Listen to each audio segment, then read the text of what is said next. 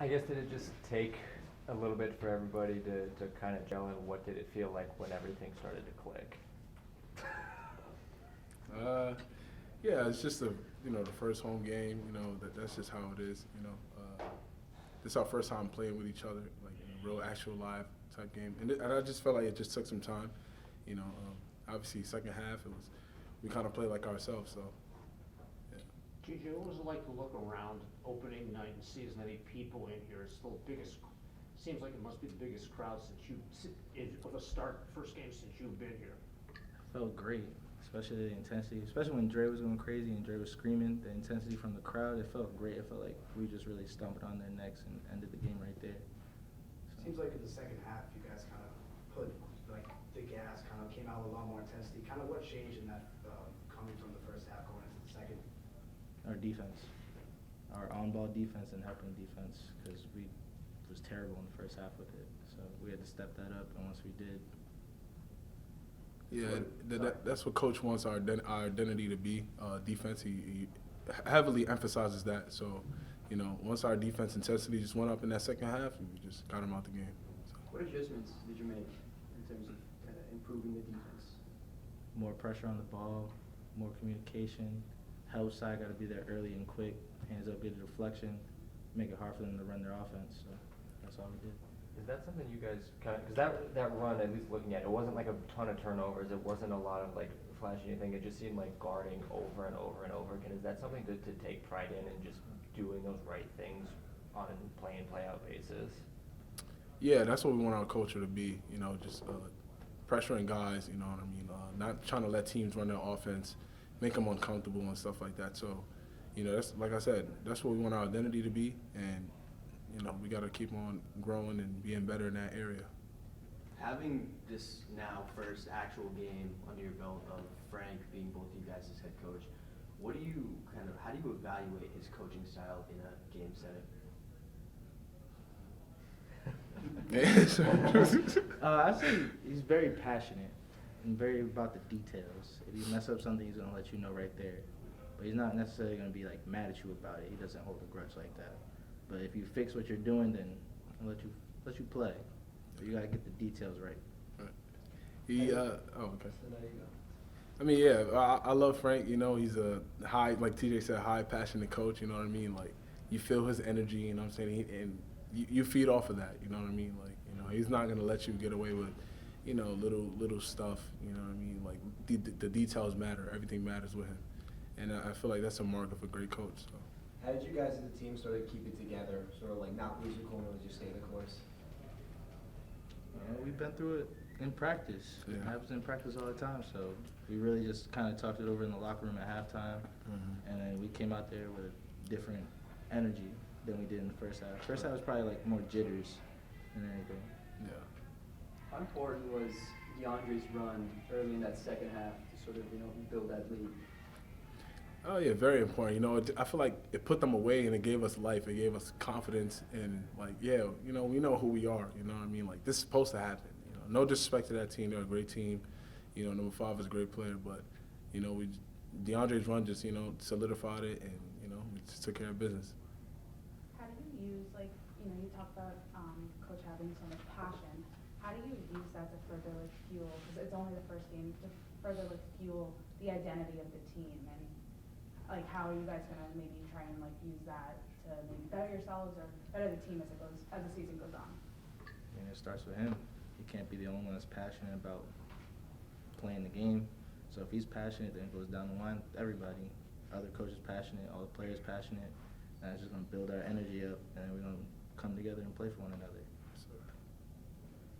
The defensive intensity obviously starts with physicality. I know DeAndre, after the exhibition, was talking about how he gained like 20 pounds since Frank's been here. Have you guys noticed a difference, or weight-wise, or just strength-wise, in the way your bodies are physically since Frank has been here, or since you've been here in your games, Isaac? Yeah, I've had some people say this is like. Yo, if I can help, call me. I've had people say this is like the best shape I'm in. Like I've looked in my whole career, and I put a lot of give a lot of credibility to Tony. You know what I mean? Like he really pushes us every day. Him and Doug, they really push us a lot every day in the weight room. You know, conditioning wise and stuff like that. So. You know. All right, one more for the guys if you got it. A couple That's what you freshmen do. make their debuts in RJ and Keon, and they didn't seem to look like freshmen. Was that encouraging to see how just comfortable they seemed to be out on the floor? Yeah, I mean, it started in practice. You can see it in practice. They go hard every day in practice.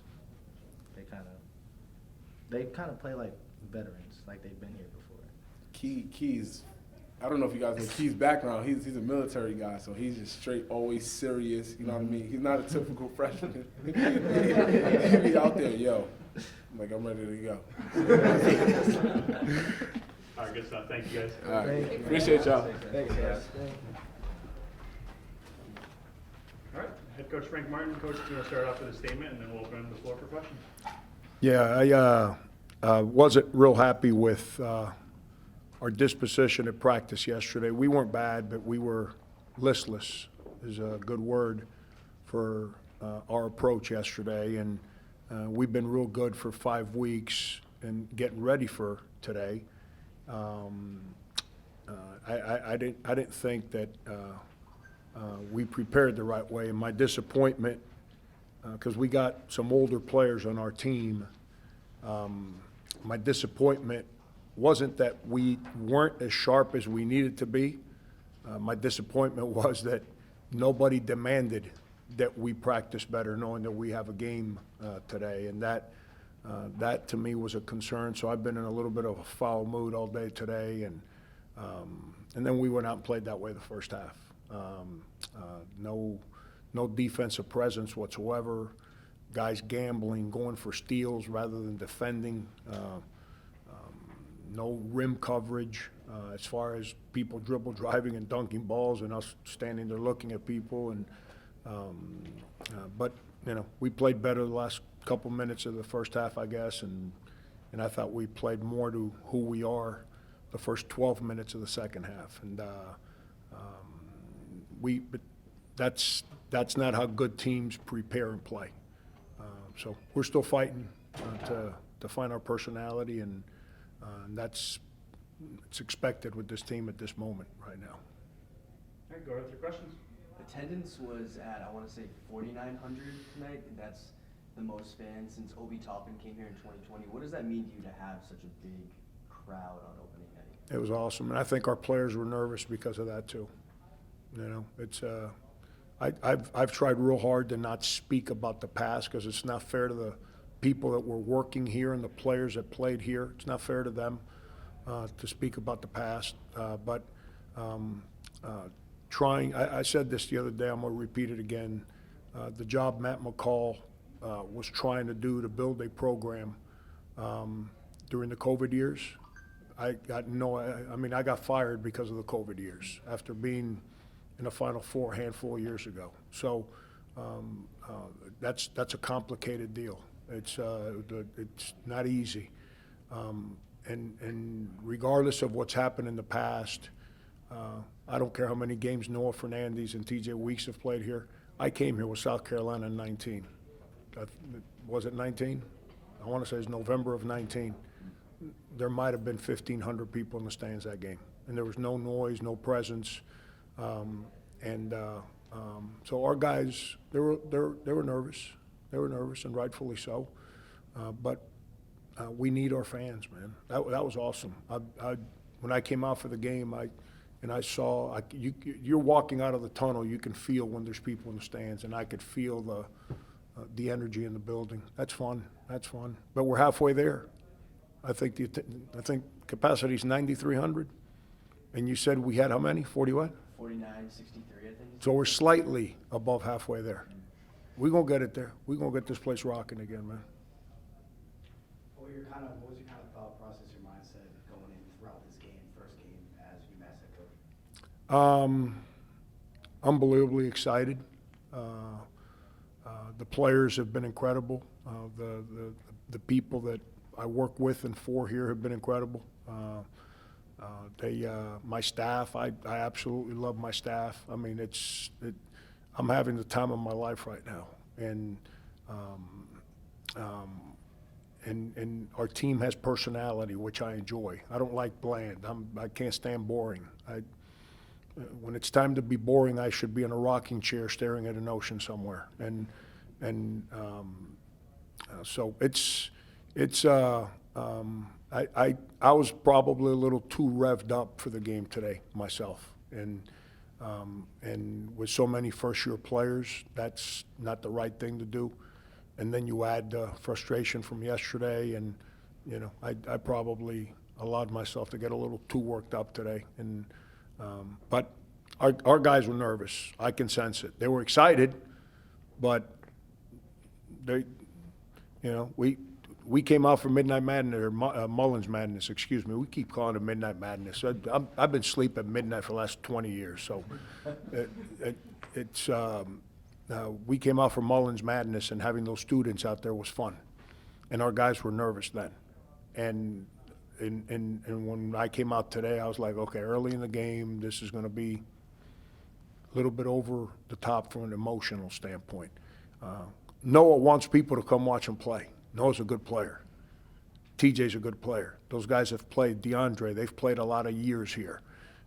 Whether it's been perfect or not, good, bad, ugly, you say whatever you want. Those kids have worn that uniform and stayed true to their school.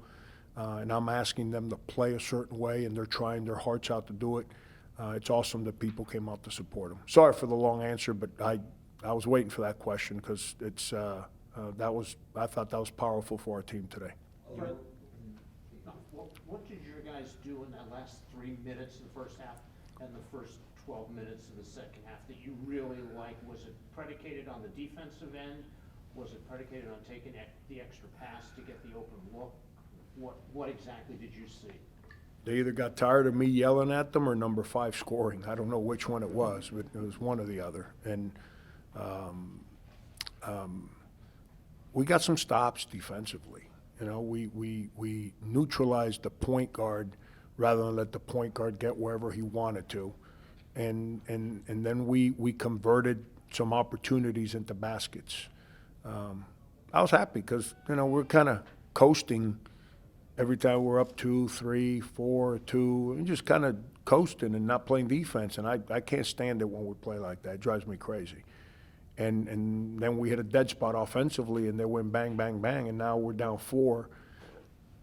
And I didn't call timeout, and I wasn't calling timeout. I needed to find out what our team was made of, and those guys did some good things during that moment. Although it was an overall team effort, you had 6 guys in double digit. DeAndre went absolutely nuclear in the second half. Can you expand upon his development as a player over the summer in general, what you've seen, and what more he can contribute throughout the season? Yeah, when I got here, I was trying to figure out the guys on the team. And obviously, I'm not going to get into conversations of some of the expectations and demands that I placed on the guys that were already here. That's between me and them, and they ever choose to share it with you, like him, that's his prerogative. But those of you guys that covered me back then, I said, we need the weight room. We gotta, there's some commitments we gotta make to some off the court stuff that has to completely change. And DeAndre's put on 23 pounds since my first day on the job. He's become a lot more responsible as a student athlete on this campus. And then what I keep telling him is, he's got length, he's got athleticism, he's got the knack, like most left-handed guys. They kind of just like, I don't know what they do, and the ball goes in, And I'm a lefty, but I shot right-handed for whatever that's worth. But what I keep telling them is like, Dre, Wildens, Isaac, Brandon are physically just strong, and they're going to go in there and beat people up. When you go in there, don't play, and I've used the word cute, and I'm not trying to be offensive to anybody, but don't play cute, man. Play like a rabid dog out there. Like, go after that ball. That's all I talk to him about. And I give him credit. He's learned our structure. He's accepting that. He's got energy, man. And, my big thing with players is I don't want you to play to stay in the game. I want you to play to get tired. And that's when I know I can trust you, when you're willing to exert yourself out there to get tired. And he came in the timeout. Again, I don't know what it's been in the past. He came in the timeout after all that energy, and he was like looking crazy, and he sat down and looked at me and goes, I'm tired, man, take me out. And so we need him. We need him. He gives us a different dynamic than those other guys we play on the front line. You had said you wanted to see some adversity when we last talked. Do you think you got at least some of what you were hoping for, and how did you think the guys responded sort of when faced with that? Yeah, you don't learn about your team in the summer or even preseason. You learn about your team now. You know, it's because now you're dealing with playing time and rotations and mistakes and how they handle coaching, how they handle mistakes. You're dealing with all and winning and losing, and now comes the challenge of me comprehending them better now that we're all under the gun in front of the world to see us. And I was real happy that when we were playing like really bad in the first half, that we decided to go to the identity that we fought to create, rather than go to the identity of blaming and hanging your head.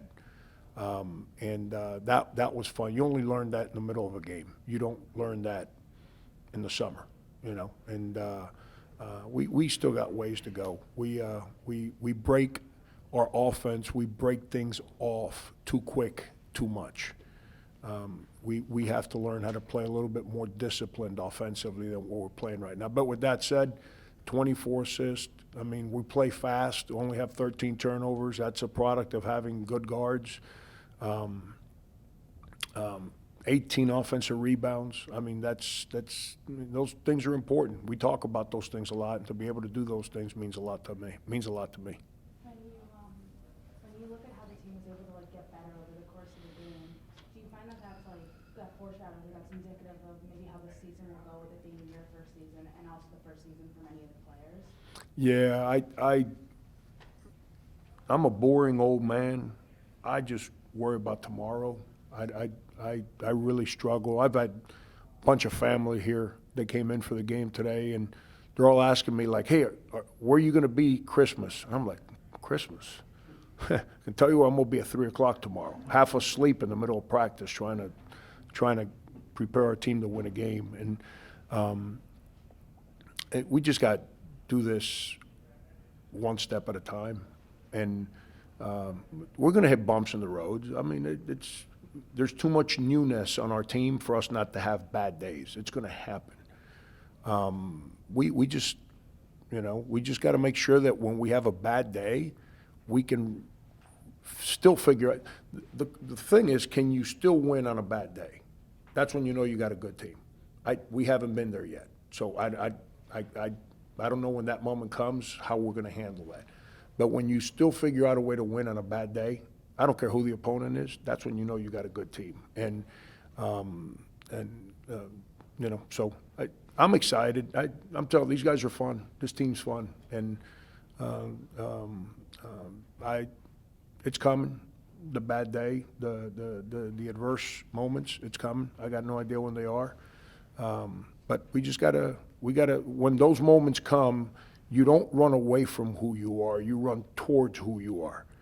And when those moments comes, that's when I'm gonna find out what we're about, because we're either gonna exit stage left or we're gonna kind of rally the troops and say, no, we're not going that way. And, but, we'll see, one day at a time. All right, last one for Coach. What impressed you the most about RJ Luis in his first start today that you can't see in the box score? What's one thing you noticed from him that you sat there on the bench saying, wow, that was really impressive? Yeah, as a freshman, you got two options, okay? When you make mistakes, you can either deal with me screaming at you, especially when you have to play, because Matt Cross's injury, I don't know if that's going to be a week, 6 days, 4 days, 3 days, 2 weeks. I got no idea right now. So as a freshman, you got two options. When your number's called, you can either drop your head and sit and then clap, and then no one yells at you, or you can keep your head up while their coaches are trying to get you to play better. And I don't mean play better by scoring, but play better by accountability, by responsibility, and take on the challenge. I thought he played so much better in the second half than he played in the first half, and that's after I spent 20 minutes yelling at him. That says a lot about him, that he was able to, in his first college game ever. I was more upset. I was yelling at him to get a teammate to stick up for him, and I couldn't make that happen. That's what I was upset at, because he's a first game ever in college, and he's playing a guy that's a pretty good offensive player, and that guy was going at RJ, and our team was not helping him on the court or with their voices in the huddles. And I kept going at RJ to see if someone on our team would say, RJ, I got you, and nobody did that. And that's what aggravated me the most in the first half. But he played a lot better in the second half, and so did the team. And, actions are a lot more powerful than words most of the time. But we'll see what happens. So, thanks, Coach. Yep. Thank you, Coach. All right. Thank you, Coach. Congratulations on the win. Appreciate you guys.